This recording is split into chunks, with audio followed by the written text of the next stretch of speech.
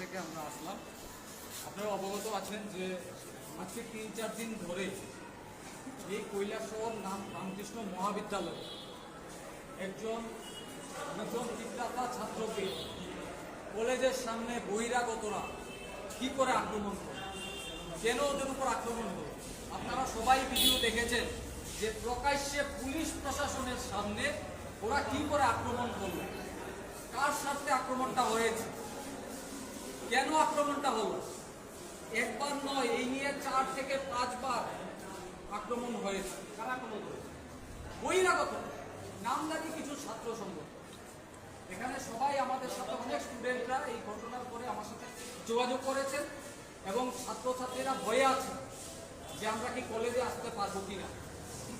আমরা আজকে এসেছি প্রিন্সিপাল সাহেবের কাছে, কিন্তু এখানে এসে দেখলাম প্রিন্সিপাল সাহেবও ভয়ে চলে গেছে। বার্তাটা কি যাচ্ছে রাজ্যের মানুষের কাছে?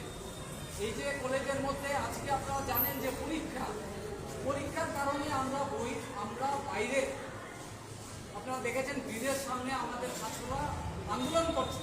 আমরা 10 জনের একটা প্রতিনিধি দল আমরা এখানে এসেছি দেখা করতে, যদিও প্রিন্সিপাল নেই।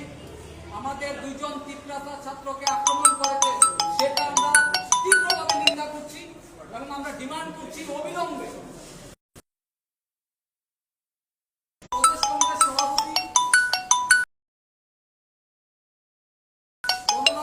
আক্রান্ত হয়েছেন, ওনার মাথা ফাটিয়ে এবং বিরোধী চীনা প্রদেশ কংগ্রেস সভাপতি উনি এসে বলেছেন যে 24 ঘন্টার কৈলাসহরের ত্রিপুরা কৈলাসহর বনটা শান্তির পরিবেশে বজায় রাখার জন্য।